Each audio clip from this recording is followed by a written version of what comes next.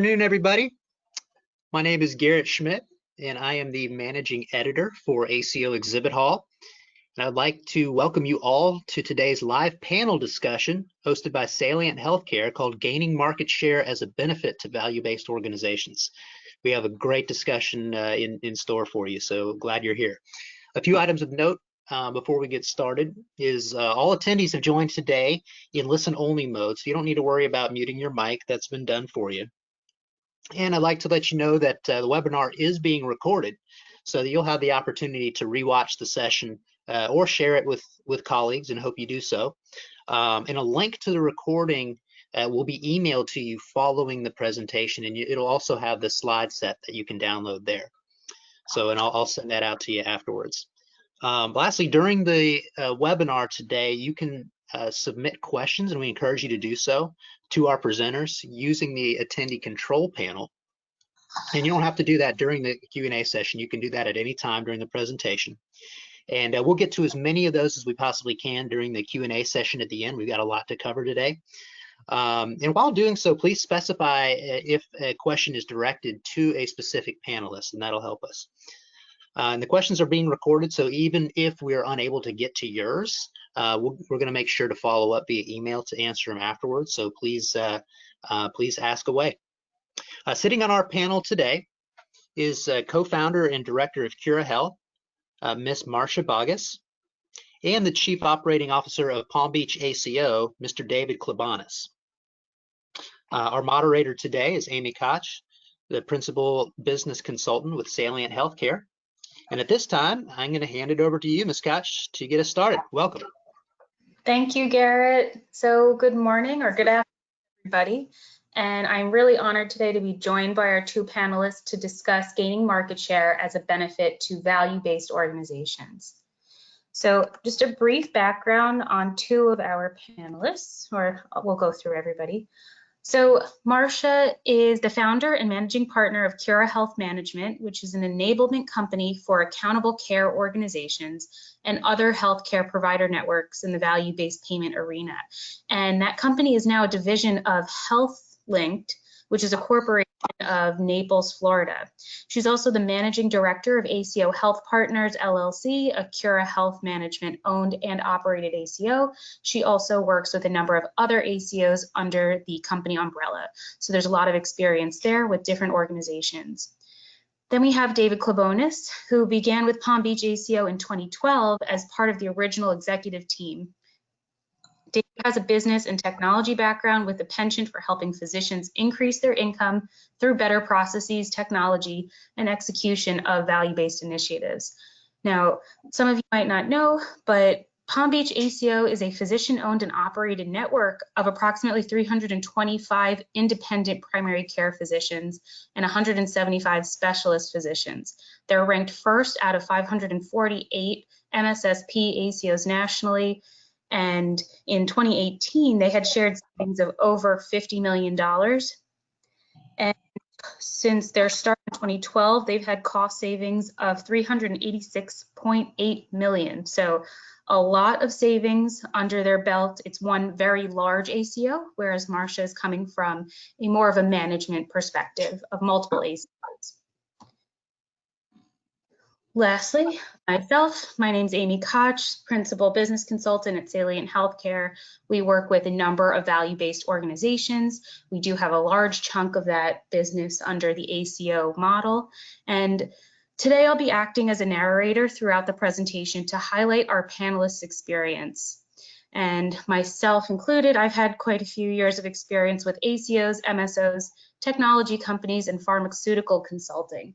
So you'll be able to glean a lot of insights. We're going to share with you today what has worked and what hasn't worked, so that you guys can take some information home with you. Now, before we dive into the meat of the presentation, I think it would be insensitive for us to not just mention a little bit about COVID-19. It's affecting everybody. So David has put together a little bit on how at-risk organizations are going to be affected. Great. Thank you so much, Amy, and good afternoon to all. So it's an extremely relevant question during this emergency. It comes up often is how will the emergency affect ACOs? And Medicare has honestly been thinking about this since 2017, and they're going to treat it similarly to other emergencies like hurricanes and earthquakes and fires that have all been relevant over the last few years. But if you read the rulemaking, they address it under extreme and uncontrollable circumstances. And the summary, which is not nearly enough, so please reach out to Amy if you have more questions, but the summary is that Medicare will update your benchmark during an emergency based on the trend in your market. So if costs go up by 10% in your market, then so will your benchmark, and you'll be compared to your peers. Very relevant during this emergency is if costs go down by 10%, Medicare will also update your benchmark to go down, and it'll be harder to achieve cost savings. So the big question is, who are your peers? And this slide shows that depending on when you started and when you renewed, you may be compared to different peers, whether that's national or regional. How do they treat quality? So Medicare does have a generous approach here. Is they will either give you the higher of the two of your actual quality score or the national average. So if due to the emergency you have a really tough time in quality, you do get a benefit there. And then the third major way that they address an emergency is that if you are a downside risk ACO, not upside only, but if you're downside risk, they will prorate your losses based on the portion of the year and where your beneficiaries are located in the emergency. So if you lost $1 million and that 50% of your beneficiaries were in states with an emergency, they would prorate your losses to $500K. Thank you, Amy. And by the way, Amy is going to be your source if you have any additional questions. Thanks, David. So I'm next going to push it over to Marsha, who's going to talk briefly about how telehealth has impacted providers and what's going on that front line. Thank you, Amy. Yes, from a provider perspective, in addition to the availability of some of the stimulus monies, be it the paycheck protection loans or the economic injury disaster loans, or even the CMS advanced payment provisions, there's a recognition by CMS that continued access to care is important during this public health emergency. So they responded, in my opinion, fairly early to that and said, starting March 1, that we're going to be in a position where we can actually expand the telehealth provision of the CMS guidelines. So specifically what they did was that they lifted a lot of the restrictions that we were familiar with as it related to the use of telehealth services during the COVID-19 emergency. And some of those key changes were that they expanded the pay for services at the same rate as the in-person, which was huge. So literally a telehealth visit could be provided and be reimbursed at the same rate. Obviously, this helped a lot of providers be able to quickly get on board with the technology if they weren't using it already, and be able to reach out to their patients and engage them in that way. Obviously, it was a learning curve for both, and is a learning curve for both the provider and the patient, but we're seeing some really good advances in that area. The other thing that they did is that they expanded the eligible qualified health professionals that were eligible to be providing telehealth through the platforms, and that was helpful as well. They also expanded the list of services that could be reported via telehealth. They included more sites of service. You may recall that in the past, if you weren't in a rural environment or if you weren't in a designated area within a facility that was recognized as being appropriate for telehealth, you really couldn't bill and be paid for the telehealth services. SNF was a perfect example where telehealth was not a recognized provider location of service. So they expanded that to be just about everywhere, including home, which has been very helpful. The CMS also permitted the reporting of the E&M visits, both in the office and outpatient, based on time or medical decision making, as opposed to a lot of documentation that was formally required in order to get reimbursement. They clarified that the telehealth services could be permitted for both new and established patients. Again, in the past, pretty much meant for established patients, but now new patient visits can be conducted via telehealth. And that's been very helpful, and including the ability to do the annual wellness visits. So we've been encouraging our providers to really embrace telemedicine, to stay engaged with their patients, and to even conduct their annual wellness visits as a way to help not only the patient, but obviously help with attribution. There's some increased payments that were made for some of the codes during this time for telehealth and related services. One of the biggies surrounds the phone call reimbursement. You may recall that phone calls were not typically reimbursed by CMS. Now CMS does reimburse for 3 codes related to telephone interface, and this helps with those patients that are just not comfortable with the technology, the app technology. And those 3 codes pay anywhere from $17 to $45, depending upon the time that's spent. Licensure across states, very much relaxed. Some of our providers were able to quickly be recognized across state lines and start providing care. Obviously, it's still dictated by the licensure rules of that particular state, but we've seen a lot of leniency in terms of recognition, and thus we have providers that are providing telemedicine across many state lines. And for us, that's very important because our ACOs, our ACO population, the one that we own, is in multiple states. So it's allowed our providers to increase their reach. And then certainly last but not least, we have CMS authorizing some of the platforms that the patients and the providers were more familiar with. Skype, Zoom, WebEx. Some of those platforms were recognized by CMS as being appropriate to conduct a telehealth visit, which in some ways gave a little bit more leniency to some of the HIPAA rules. So we've seen a real embracing of CMS for telemedicine, and we're seeing our providers really make great strides in terms of using it.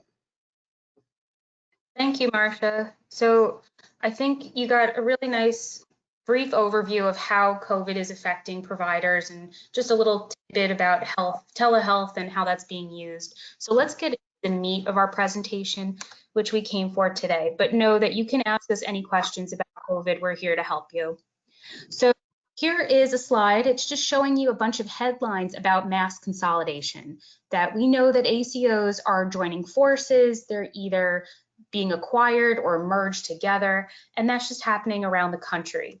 But we also know that Medicare beneficiaries are increasing. We know that the patient population is increasing. And on the left-hand side, you can see that there was a peak in accountable care organizations in 2018 with a slight drop in 2019 and 2020. However, the covered lives have been on the rise. So we know that there are mergers and acquisitions. And on the right-hand side, we know that quality has not been compromised as indicated by the purple line, and that the total shared savings have also increased year over year. The next slide is a picture from the CMS website, and this is an interactive map. So right where that purple dot is with the number isn't necessarily exactly the location. You got to zoom in on that map because it's interactive. But this is a look at the 2020 listing of ACOs and where they're located. Our 2 panelists today, and actually myself included, are all located in Florida. However, under the Cura Health Management umbrella, some of the ACO members are located throughout the country. But just take a look at where the majority of ACOs are located. It's typically in the South areas. Florida definitely has a large chunk, so you're getting experience firsthand from people who have been doing this since 2012. To level set, and I think it's really important that people understand exactly what plurality of care means, because when we talk about gaining market share, it ultimately comes down to plurality of care. And this is the definition CMS is using to identify which patients are attributed to which providers. And it's the true provider who's providing primary care services as indicated by CMS. Now, the first step in this two-step process is to understand if the provider is a primary care physician or specialist. And in this segment here, you can see that the third provider is a specialist. So even if they have the most amount of dollars spent under them, by having that specialist title, the designation wipes them out from being included. Now, looking at primary care physician 1 and 2, you would give plurality of care to primary care physician number 2 because they have the most amount of dollars spent under them. So it's who's providing the most amount of those primary care services. So I'm going to pass this over to David and Marsha. They're going to talk about why market share is just so incredibly important for your value-based payment contracts. Great. So I want to give some perspective as this is our 8th year as an ACO, and these were some doors that were open that were surprising. So as a large ACO or a high market share ACO, it really opens doors for more risk-bearing arrangements. So the number one obstacle to getting a risk-bearing arrangement is that you don't have the minimum attribution. So the payer wants to make sure that you have 5,000 to 10,000 lives under their attribution so they can fairly measure your performance and pay performance payments. And what you find if you're a medium-sized ACO even is that you'll meet your minimum attribution for Medicare, and you might meet minimum attribution for your largest payer in your market. But what's really nice is if you're a high market share ACO, you have a lot of patients. So you'll find yourself hitting minimum attribution and ability to contract with your 4th, 5th largest payer in your market. And that makes it really convenient for the doctors because every single patient roughly is under value-based care. So just moving beyond that and talking a little bit about group purchasing, I often see this as a missed opportunity for some of the ACOs that we're either aware of or sometimes we're even working with. So one of our opportunities that we embrace first is to look for opportunities to actually play on the aggregation of all of these providers and to really leverage that aggregation to help those providers save money, basically running their practices. And a few key areas that come to mind are, first of all, health insurance. In days past, in order to get benefit of a group health insurance policy, one had to have a common payroll system. So those rules have been relaxed, and our health insurance organizations are recognizing large organizations that are aggregated, and they're particularly interested when they're aggregated around a risk management model, because their perception is if they're managing risk associated with costs and quality, they're going to manage their own risk as it relates to health insurance spend. So they're now very interested in quoting for health insurance. Also malpractice insurance.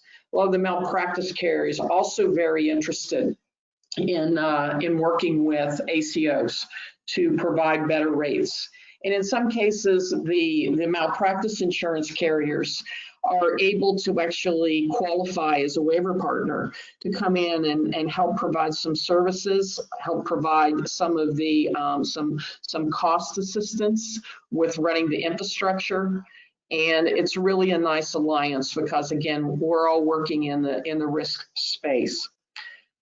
Also, medical supplies and office supplies that are all major cost drivers for our participant practices. Now, the size brings negotiating power, and in today's environment, and in terms of that negotiating power, it also brings sometimes access to particularly supplies. Many of our practices are trying to get supplies in this COVID-19 environment, personal protective equipment, and some of the larger ACOs have been able, because of their purchasing power, to be able to actually acquire some of the PPE for their participant practices, where the smaller organizations or the single practice environment does not allow for that very well. Next up would be thinking about the single platform. To use a single platform, which is needed for analytics and reporting, it not only drives the cost down, but it really expedites the availability of information. And I think probably Amy could speak to this, for a couple of days, but just having the ability to aggregate all that information on a single platform really helps drive the costs down. And we've worked, I think, very effectively with Salient to have them recognize the size of our ACO populations and recognize that from a pricing perspective. But also it allows to get that information to the providers in a more efficient manner. So we know that time is money. We know that the most real-time information that we can get, the more actionable that information will be. In addition to that, we love it when we can also marry a single EMR platform to that equation. Obviously, that's not always the case, but when we can, we love to marry that single platform EMR with a single platform for analytics. And again, that helps expedite the process in terms of getting real-time information to the providers around which they can take action. And it helps with reporting costs, et cetera. And finally, the size brings name recognition in the marketplace. So not only does it help us when we're talking with suppliers and vendors for purchasing insurance and supplies, but it gives us a lot of credibility in the marketplace.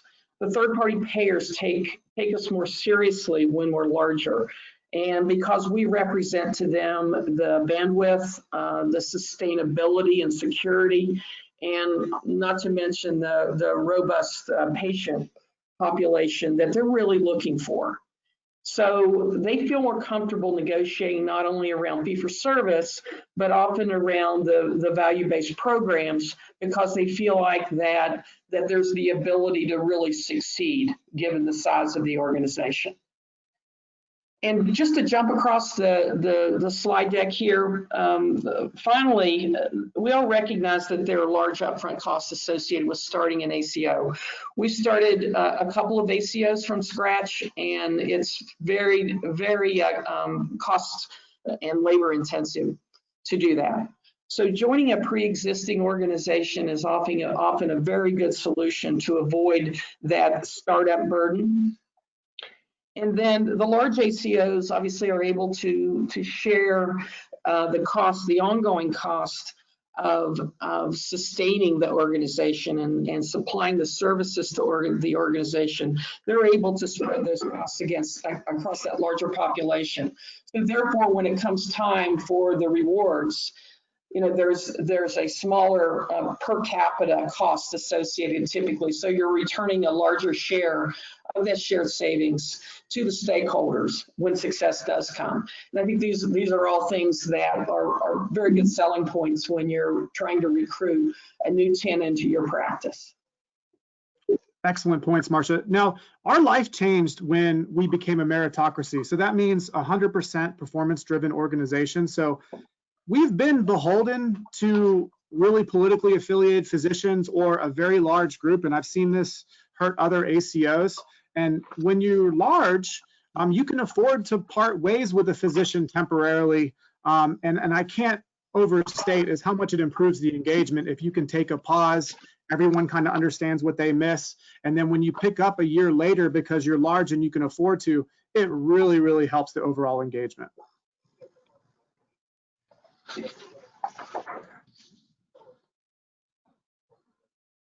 All right. So there are definitely a lot of pros to gaining market share, and we're going to talk about 4 different ways to do so. So we're going to go through what continuous attribution means, making sure you're keeping the patients that are attributed to you. Then we'll talk about how to gain new patients through the assignables methodology and through new patient strategies. And then lastly, we'll talk about how to add new practices or TINs to your organization. So let's start with continuous attribution. Now, it is extremely important to ensure that you're keeping the patients that are attributed to you. It's not so much about the net number. Of course, you need to hit the minimum amount of patients in your organization as indicated by CMS, but having a low churn rate is absolutely an important key in basically figuring out predictability. churn rates affect your variability. So if you're not keeping your patients consistent over time and the care isn't consistent over time, you won't be able to predict final outcomes. Now, here's a study that we did with one of the ACOs that Marsha works with, and you can see that there are two different populations. The top population has been continuously attributed, and you can see their spend is about $14,000 per member per year. Yes, we're in Florida, higher spends. And their risk score is about 1.33, and their wellness visit completion rate was about a 26.3%. Now, if you compare that to the non-continuously attributed population, you'll see that the spend is actually $2,000 per member per year more. And then also the wellness visit completion is a lot lower. So we use wellness visits as a proxy for quality, and you can be rest assured that it's really hard to manage these patients and ensure all quality metrics are met when they're just not continuously attributed. They're not seeing their providers enough. So let's talk about how you can decrease your churn rates. We always go to the first item on the list, which is wellness visits. Annual wellness visits absolutely help you decrease the churn rate. They help the patients develop a relationship with the provider, and also for that factor of plurality of care. You can see here on the top of the screen, we have an average reimbursement rate of $152.40 for a wellness visit with the same ACO, as compared to an E&M visit. On the bottom, you can see the average charge is about $70. So you need to have quite a few E&M visits to even total how much a wellness visit will reimburse you at. So just plurality of care is a great way to, or actually wellness visits is a great way to ensure plurality of care. Marsha, did you want to touch a little bit on this as well? I'd just like to add that we've used this slide a number of times with physicians who just are somewhat resistant to doing annual wellness visits and insist on, opting for the seeing the patient, when needed for some sort of disease state as opposed to a wellness visit. And so we've used it not only from a reimbursement standpoint to show them, how much harder they have to work for half the reimbursement, but just in terms of what it means to them from an attribution perspective. So again, this kind of perspective is very powerful when I think coaching the providers. Absolutely. And another thing that's really nice to take a look at is going to be the percent seen on a quarterly basis. CMS tells us that at least 70% of the Medicare population has one or more chronic conditions. So at least 70% should be seen on a quarterly basis. And David, you want to touch upon how you use this metric? Absolutely. So this is a lot different than average visits per year. So you can have a COPD or other exacerbation where you see the patients 5 times in the quarter, and then they would show up as, roughly 1 visit per quarter. But what you really want to measure is, are your physicians, treating these patients regularly and making sure they can manage the chronic disease? So, by measuring the unique patients in each quarter, you can definitely get to the root cause often that your practices aren't closed loop and they're not seeing they're chronically ill enough. Yeah. And then the other proactive method is actually seeing patients who have not been in the office in the past 6 months. And Marsha uses this with her practices as well.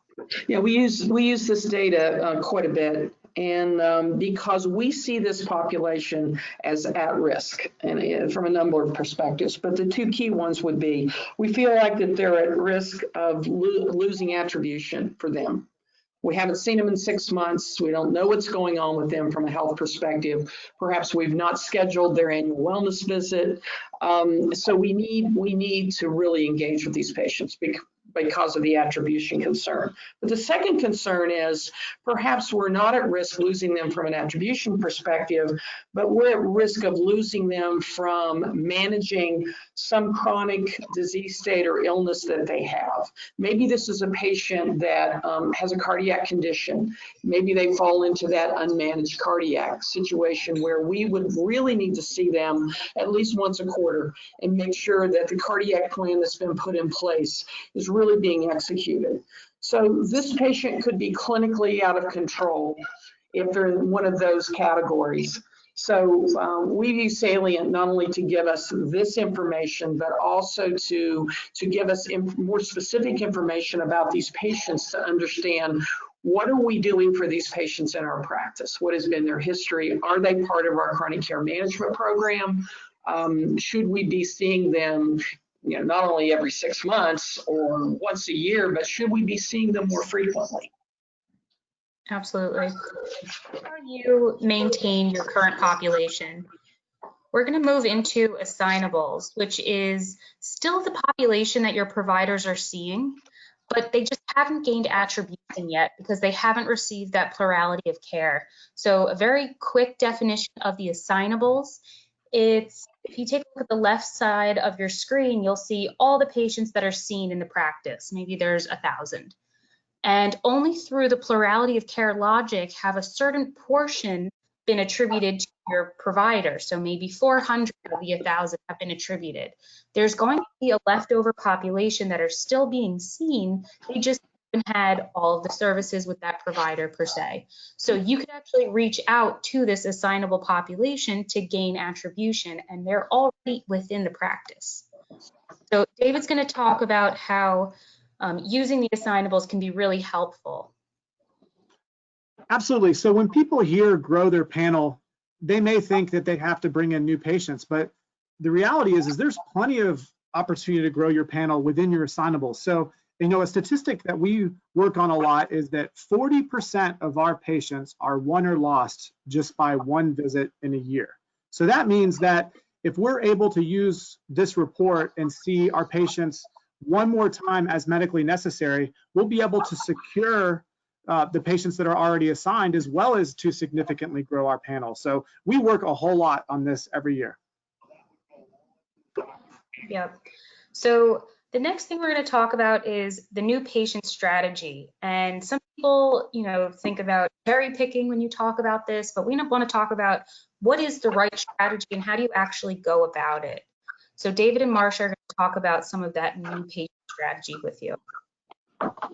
So I feel like folks get mixed up with the goal. So you don't want any new patient. You want new patients that are average. You want new patients that are going to give you a fair shake when being evaluated under these value-based programs. And the source of the new patients is a very critical question. So if most of your practice is office-based and then you start acquiring new patients for the first time from the ER or hospital call or SNF, those patients are going to be a lot more expensive than the ones that are in your benchmark. And it's going to make you look like a bad doctor. So we're just cognizant to ask these questions to our doctors to make sure that they're getting patients that are going to give them a fair evaluation and not immediately ruin their numbers. The other comment is, your patients are going to pass away. And if you want to maintain your panel, you have to have a healthy influx of new patients. And boy, the last question on here is, if a patient has to wait 3 weeks to get into your office, you're not going to get many new patients. So that's one of the first things we troubleshoot to make sure our practices are getting new patients. Right. So just to build on that, particularly the last one, we often see, because we have the data, somewhat of a remarkable decline in attribution when we see our providers are approaching retirement, or they are struggling with an illness, or maybe they've assumed some other responsibilities that take them away from their office environment and thus their availability for the practice. So we use that data to identify those trends with the providers, and then we try to take a close look at those doctors and understand what's really happening. And sometimes we find that they are approaching retirement and they don't really have a plan. They don't have a succession plan for their practice. So often, even though it may seem outside of the norm for an ACO in terms of its service offering, we'll go in and say, can we help you? Because your patients are waiting a long time for an appointment. We've seen a decline in your attribution. We assume that you don't want your practice to just dwindle away, but how can we help you? And that might take the form of finding someone to help them with a succession plan, or participating in that with them. It might be helping them recruit an additional provider, another physician, a mid-level practitioner, or any other interventions that we might assist with to really keep that attribution, keep that physician hopefully where they want to be, and continue to provide access to care for those Medicare benefits. Absolutely. So our last method is adding new practices. And this is always an interesting point because there's a contract that's required between the ACO and the practices. And CMS has some guidelines around that, but it's really important to take a look at what works and what doesn't. You can't just use the bare minimum. You have to use your experience, or maybe David and Marsha's experience, and how to actually create that contract. So let's talk about what works and what doesn't work in this perspective. Thanks. Yeah, beyond we all know what CMS requires in terms of certain things within your participation agreement. But really when we're defining the contract between the TEN and the ACO, we're going beyond just the CMS requirements. And we're saying, how does that come alive for each provider? And we start with, trying not to leave anything to chance, trying to make sure there are no big surprises to this provider as they go into this relationship and they perform within the confines of this relationship.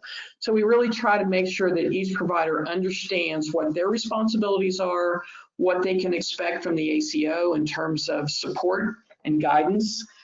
How often will they be getting information, and what kind of support will they get to make that information actionable? So getting somewhat granular with them in terms of understanding that real contract. So we think it's important to start off there. Part of that is just understanding up front what the financial distribution model will look like. And in some cases, the ACO board may still be working on some of that, but in some cases it may already be defined. So either if you know it, talk to them about it. If you don't know that, tell them that it's forthcoming and then follow up with them. But make sure that they understand, what's the carrot and how will it be determined. So that will help you with, having the providers focused on attribution, on managing the costs, on documenting quality, all the things that we need for an ACO to be successful. If they have the eye on the prize and there's specifically a pathway to get there, we found that they're much more likely to be cooperative. And then providing ongoing analytics regarding performance. Back in my behavior analysis days, we used to have this saying that said, if you were bowling and a curtain came down just before you hit the pins, would you continue to bowl? And I think most of us would say no. We need some sort of reinforcement and some sort of feedback regarding how we're performing. So it's important to give the providers frequent feedback regarding their performance. Even if it doesn't seem like the needle has moved that much, a month-to-month type of revealing, if you will, of performance data can be very, very important. And so we highly recommend having access to that information and sharing it with the providers. It can be very labor intensive, but we think well worth it. And then last but not least, helping them understand if at the end of the day, you really don't want to play, or we don't want you to play, there's always the ability to part company. And that's a tricky one because obviously we lose the attribution. Even if we want it to happen, there's the ongoing legacy that provider needs to report on quality measures. So it's how to strike a balance. We often have penalties in our provider agreements to say, if you leave, this is the penalty. But again, we try to balance that against the ongoing responsibility for which they're contracted. So the nuance with an ACO is that the quality reporting happens after their performance year. So the most important point when we separate from a physician is that they must absolutely submit GPRO the following spring, or they 100% will forfeit shared savings. A lot of scars on our back by not having it so conspicuously communicated. And then, just a quick update on here is, you owe it to your ACO and your hardworking physicians to communicate participation expectations. So, this is an example of the work that we tell a new participant that they have to do. But, we owe it to the hardworking doctors, because if we bring on a new physician and they don't perform, it takes away from the performance payments of the others. So we communicate this early and often. Nice. And these are some snapshots from their own contracts, and I think they're really good takeaways. So we will then move into TIN due diligence. So when you want to bring on a new practice, what do you have to do? What are some methods? And you could always do some sort of survey. They have QRs available, quality resource and use reports that CMS spits out. And you probably want practices that have high quality, low cost in that upper right-hand quartile in that picture. But you could also take a look at your existing network. Some of you might be a part of clinically integrated networks, and maybe your ACO is just a small subset of that entire organization. It's a great way to just take a look at how are the providers performing in your network, your larger network, to include them in your accountable care organization. And then there's a line here that talks about comprehensive office review. This is something I did prior to working at Salient, but we would actually go into a practice and try to identify exactly how they're utilizing the office staff. Being a part of an accountable care organization means you're working as a team. It doesn't mean you're using medical assistants as people who are taking care of the garbage. It means you're incorporating them into the entire process and plan. The front desk staff should be watching the waiting room and seeing if there's any clue or key into someone having improper health. So really taking a look at how the office is being utilized as a team. And then lastly, you have that option of referrals. Referrals are the best way to incorporate a new provider into the practice. Physicians are buddies with some other people, maybe nearby, and they know who to work with and who not to work with. So just working with your own TINs that are a part of the practice is a great way to figure out who should be a part of your overall network. And I'll let David and Marsha talk about some of the other points here as well. So we're very open with new participants. The goal of this analysis is to catch the 3 out of 100 that are going to really hurt you. But the key is making sure you're monitoring those surveys. So if you have a physician that's completely unwilling to change, if you have a physician that has some really unique acute place of service that they're bringing in patients that'll make them look bad, or they're very dedicated to their ancillaries, you want to catch them in the survey, because you'll be sorry potentially if you work with them. And then the other thing is, the public data has gotten so much better, and you can use a tool like Salient with your Medicare claims or the public data to screen practices that will potentially look very bad, particularly in the regional benchmarks. So if you kind of take a subjective and objective approach, you'll be able to catch the few physicians that just aren't an ACO fit. For sure. And then in terms of background checks, we've seen ACOs exercise strategies all over the board. From the minimal, which is take a look at the CMS excluded providers list, which obviously you ought to do, early and often, all the way to engaging in almost a formal credentialing process that would include a full background check. So the continuum is pretty broad in terms of the background checks. To David's point, I think it's important that you really understand a few basics. To Amy's point, I think it's important that you understand as much as you can about performance. But what we typically do is recommend a minimum of obviously looking to make sure they're not on the excluded providers list.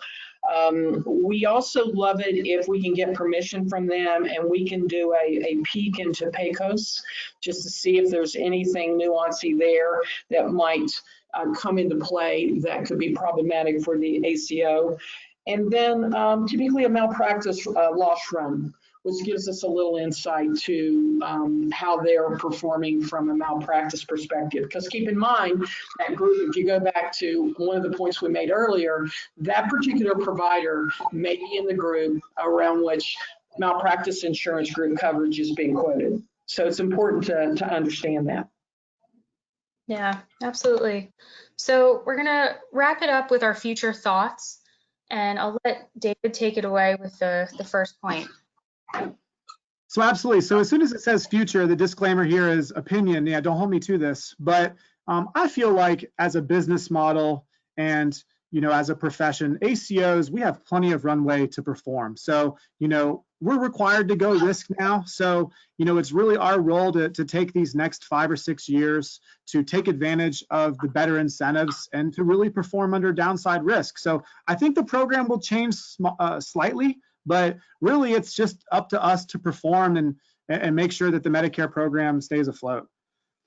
The other big thing that we're observing is the CIN business model is potentially phasing out. Now, what I mean by that is specifically the one component of the CIN, which is collective bargaining. So, IPAs, ACOs, Super CIN, they often do very similar things. But it seems like locally here that if your business model is just to collectively bargain better contract rates because you're large, that seems to be phasing out because folks don't want to pay more unless you're better. So we're seeing the CINs in our market, and we're seeing the big fee-for-service providers in our market transition from the CIN model to at least some or all of it is value-based.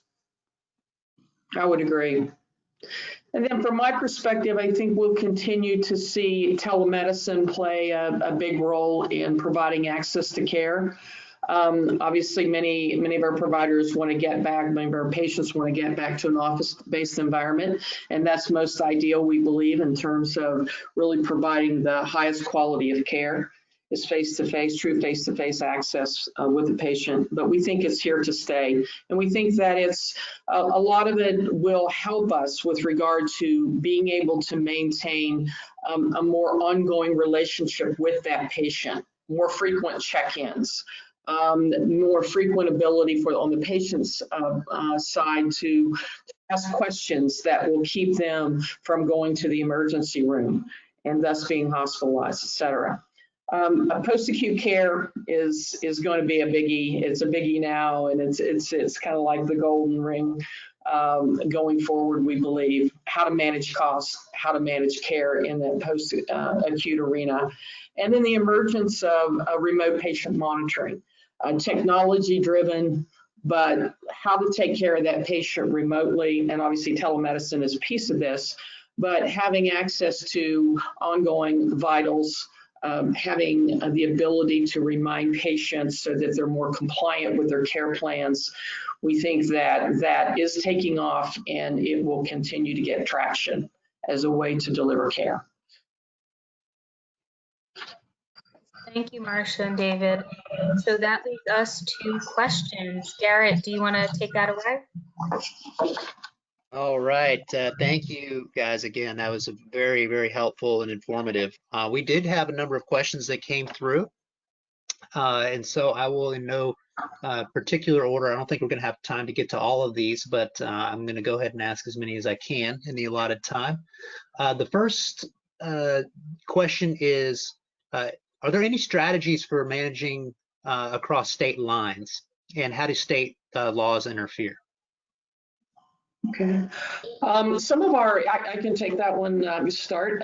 Some of our ACO participants are across state lines. So we found that the challenge with going across state lines is, yes, indeed, there are some state law issues, and they're state by state, and they're often around, how physician groups must be organized, et cetera. So just understanding those before you opt into going across the state line is very important. Understanding that when you're trying to determine and in any way try to predict what's going to happen with benchmarks, understand that you have different benchmarks in play. So it's more of a complicated equation, if you will. Also, not for nothing, it's often more difficult to provide services across state lines, even though a lot of the services can be provided remotely. When you're looking at any kind of face-to-face, boots on the ground type of support for the providers, then you're looking at the cost equation going up. However, I think it's an excellent way to somewhat diversify your portfolio, if you will, as an ACO. It's an excellent way to learn about different markets and what they might have to offer. So thus far, we've seen the challenges, but we think the benefits outweigh the challenge. But back to the state licensure question, I think it's just important to understand the state laws before you opt in to inviting a participant. In some cases, we've opted to actually set up a separate ACO in that particular geography, as opposed to include them in an ACO that has more of a national reach. Great. Okay, moving along. Next question, and again, we won't be able to get to all of these, but I'll just ask a few of them here. Is and I guess this is directed at Mr. Klebonis, is as a large ACO, do you purchase stop loss or other insurance products to reduce your risk? Oh, good question. So, we're a network of providers, and, insurance is not our specialty. So, we kind of count on the shared risk model, which does include some stop loss, and we really count on our physician performance to mitigate the risk. So, there are some folks that spend money on insurance, but, we'd rather spend money on performance. So the answer to that one is no. We keep to our strengths, which is having the best doctors in our county. Okay, great. Next question is, what are your recommendations about using chronic care management? So I can take a crack at that one, and David, please chip in. But chronic care management is obviously an appropriate way, and has a reimbursement associated with it as well, to take care of those patients who've been identified as needing that level of support. So what we try to carefully do is not say chronic care management needs to be implemented across the board. So every patient that has 1, 2, or more chronic disease states needs to be under chronic care management. Because let's face it, in a lot of cases, that would be your entire population. And some patients just aren't suited for that for a number of reasons. And obviously the costs associated with that can be pretty costly, and can actually impact your cost management program in a pretty significant way. So we use data to identify those patients that we feel like programmatically would be most appropriate for the programs that we're going to implement under our cost management umbrella. And then we determine of that population, what of those patients are frequent flyers in the ER, that they're going to the hospital more often. It just appears that they're truly unmanaged. So we try to look at those patients first, getting them on chronic care management, making sure that our chronic care management program is being effective. So we're really moving the needle, both in terms of cost management and also in terms of improvement in quality of care, and then before we expand it to the larger population. So again, summary, not for everybody. We don't encourage everybody to be on chronic care management. We're very selective, and we use data to help us make the decision as to who. And just to chime in, we've been working with Marsha and her team to really identify those cohorts, those very specific cohorts, and try to filter out some of the reasons why you wouldn't want them a part of that chronic care management platform, or just enrolled in general. So really being able to cohort is a huge factor in care management, being able to figure out exactly who would have the highest return on investment and who would benefit the most from it. Great. All right. One last question, and then we'll have to wrap it up. And this one is there a difference between rural and metro physician recruitment methods?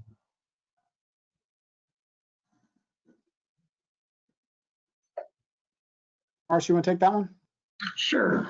I think there is. And so in terms of the differences between the strategies, obviously, if you look at what's going on, typically there are a lot more options for the metro type physicians.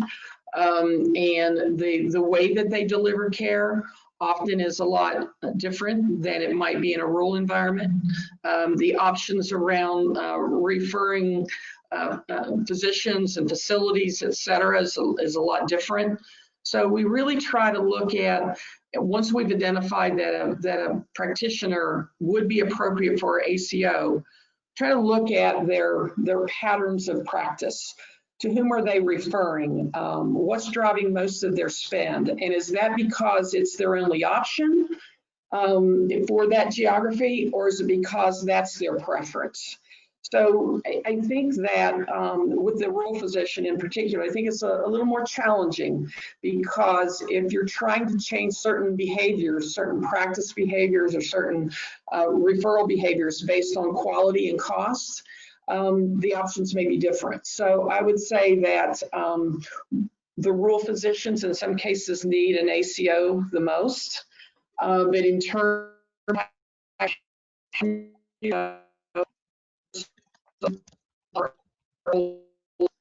in our